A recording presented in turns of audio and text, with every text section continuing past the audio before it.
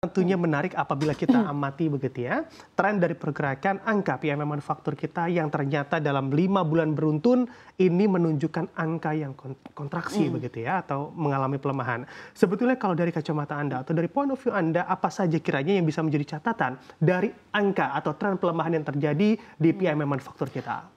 Kalau kita lihat yang 5 bulan beruntun itu adalah tren mungkin terburuk sejak COVID ya. Tapi kalau kalau COVID awal COVID 2020 itu kan memang ada hal yang luar biasa terjadi di sana, bahwa semua harus lockdown, nggak boleh ada produksi ataupun apa permintaan juga jatuh. Tapi yang menjadi persoalan sekarang itu tidak ada lockdown, sementara mungkin walaupun ekonomi global itu agak gloomy ya, tapi ada tetap tidak seburuk dengan kita bandingkan ketika COVID.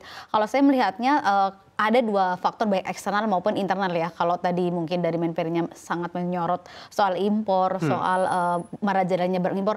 Tapi memang harus kita akui di dalam negeri pun permintaan sedang melemah ya. Karena kalau kita lihat baca PMI manufaktur kan tidak hanya dari eksternal tapi internal juga, dari internal itu permintaannya memang tidak baik-baik saja. Kalau kita lihat kemarin sempat deflasi 5 bulan beruntun, kemudian juga ada makan tabungan, fenomena itu, ada juga persoalan daya beli melemah. Memang hal itu yang membuat permintaan domestik menurun, selain juga ada mungkin banjir produk-produk impor ya. Tapi kita harus refleksi ke dalam sendiri juga bahwa ada persoalan PHK yang sangat luar biasa dan banyak penutupan pabrik. Kalaupun kita lihat indikator lain pun tidak hanya dari PMI ya, yang mungkin penjualan mobil ataupun yang lain juga memang menurun. Jadi memang semuanya kita trennya sedang ada pelemahan ekonomi di sana, dan kita pun juga lihat di kuartal 3 pun sebenarnya lebih melemah ya, dan harus kita akui secara gender lah mungkin bahwa ada persoalan yang kita hadapi, jangan menyalahkan pihak lain aja gitu. Oke, baik. Tapi menurut point of view Anda juga, Mbak Esa, apakah dengan pelemahan 5 bulan beruntun ini juga akan berlanjut ke 6 bulan beruntun, bahkan 7 bulan beruntun begitu? Apabila kalau kita lihat begitu ya, pemerintah saat ini juga sedang berjibaku begitu ya untuk mengatasi tingkat daya beli masyarakat kita. Sayangnya gloomy-gloomy-nya masih, nada-nadanya masih ada ya. Kalau kita lihat dari memang kalau dari data PMI kemarin S&P menunjukkan bahwa ada optimisme dari bisnismen ya, karena kita tahulah Desember itu pasti ada sesuatu yang sangat luar biasa, ada tahun baru, ada Natal, jadi biasanya memang permintaan naik ya. Tapi apakah kemudian permintaan naiknya lebih bagus daripada tahun kemarin, kita lihat kemudian. Dan ada yang sangat, selain persoalan dari PMI yang kontraksi, S&P juga menyoroti soal PHK nih, bahwa ternyata perusahaan lebih memilih untuk tidak menambah karyawan dan mengurangi karyawannya kalau perlu, karena yaitu mereka melihat kan penjualan turun, ada soal inventory yang sangat tinggi, dan mungkin melihat ke depannya belum terlalu bagus ya. Dan data lainnya mungkin kalau kita lihat dari indeks keyakinan konsumen, yang dari indeks ekspektasi lapangan usaha pun artinya di 6 bulan ke depan pun masih gloomy ini, masih terendah ya. Kita lihat 129,2,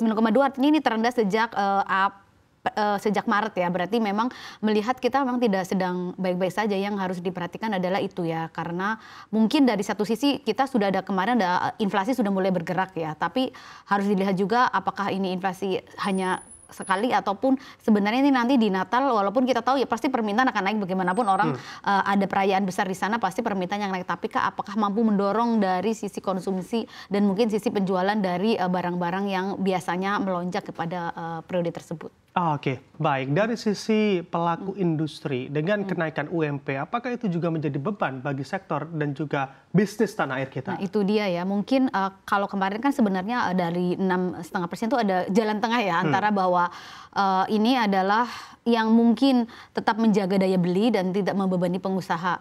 Tapi Bram juga mesti juga tahu ya, kalau UMP ini bukan satu-satunya persoalan yang dihadapi oleh dunia usaha, bahwa ada persoalan impor tadi ya, ada soal mungkin banyak yang mulai harus restrukturasi utang. Saya rasa pemerintah harus memberikan sejumlah insentif untuk dunia usaha, terutama yang padat karya. Mungkin yaitu ya dengan restrukturasi utang. Kita tahu ada banyak perusahaan tekstil yang sedang bermasalah. Mungkin kita dilihat jangan sampai ada kasus-kasus bangkrut lagi. Terus kedua itu juga soal kemudahan barang-barang impor, mungkin yang barang modal terutama ya, untuk lebih mungkin agar tidak terlalu angkanya terlalu, tarif impor terlalu besar. Jadi kan ini untuk produksi ya, sebenarnya bukan konsumsi ya.